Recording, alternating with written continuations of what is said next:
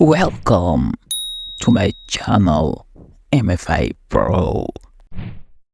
Assalamualaikum. Dal leen ak jàmm. Hello guys, na ngeen def bàyyi nañ si jàmm bu baax. Dal leen ak jàmm si channel bi MFI Pro. Channel bi leen di jàngal anglais jàngin bu mucc ayib, jàngin bu yomb te gaaw. Ñoo ngi doon jàng liir ni ñuy liiree anglais. Waxoon nañ leen vowel letter yi ñoom ñooy tax nga mën a liir baat yi. Baat boo gis te amul vowel letter doo ko mën a liir. Vowel letter yooyu nag moom leen doon jàng ak yan sound la yor. Su ñëwee fii sound bi la yor. Baat bi nii leen koy liiree. Su ñëwee fii nii leen koy liiree. ci loolu leen nekkoon. Vowel letter yi ni waxoon ne leen juróom la. jëloon neen ñaar yi mooy A ak E. kon tey li ñuy jël mooy I. Baatu I dafa yor ñaari sound. dana ñëw ñu liiree ko i bu gàtt wala ñu liiree ko I comme ni ñuy waxee big boo xoolee i bi dafa gàtt big wala sit wala give wala ñu liiree ko I comme ni ñuy waxee night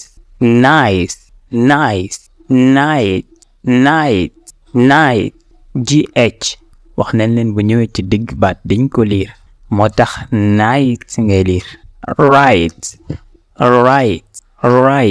kon bu ngeen xoolee ay ñaari sound yooyu la yor leen ko liiree i bi ngeen liiree ko ay baat bu ci topp mooy baat oh moom dañ koy liiree daanaka da ngay ubbi si gémmiñ bi tuuti rek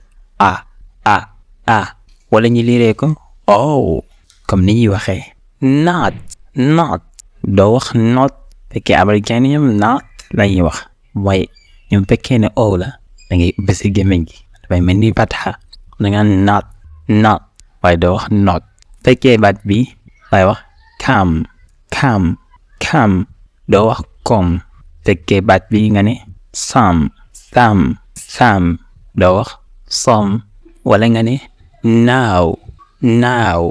now English pronunciation lu tax mu am solo mooy day tax soo déggee kuy wax anglais di nga xam lan lay wax ak anglais bi nu mu gaawee ak nu mu koy prononcer yëpp du tere di nga xam lu muy wax. leen xool baat yi ñetti baat yi xoolal bi seen prononciation bi rek moo leen utile de bi lay wax now mooy léegi nii bii nga ne no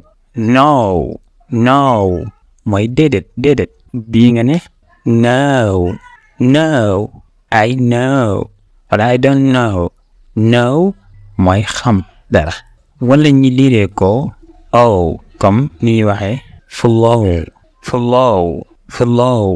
wala ñu ne word wala nga ne today wala nga ne for kon yor na ñaari sound yooyu benn ñu liiree ko wala ñu liiree ko baat bi ci topp mooy you moom yor na ñetti sound ba ñeent sax dañu ko liiree wala ñu liiree ko you wala ñu liiree ko e wala ñu liiree ko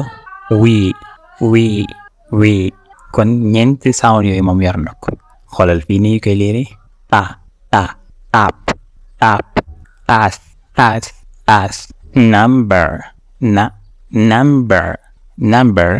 uncle wala ñu liiree ko you comme university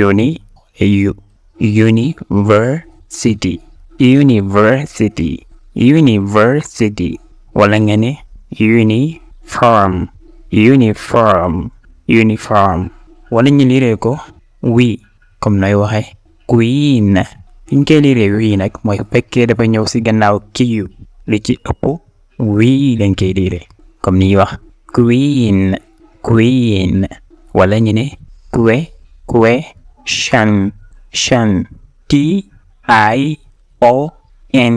bi ñu àndee benn sound nga leen di liiree mooy chen bu fekkee ci français la xam nga sillon lañ koy liiree ci anglais nag chen question question wala ñu lire ko comme ni ñuy waxee minute wala January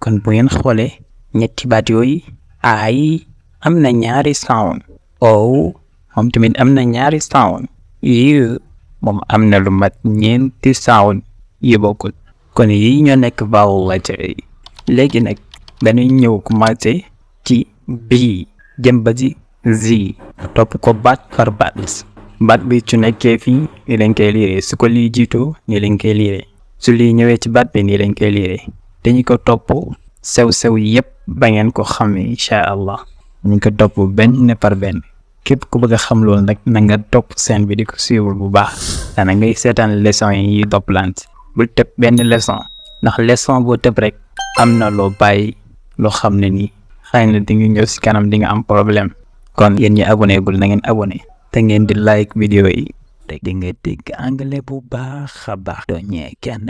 Wow! Thank you. Oh my God. MFA Pro, your favorite channel.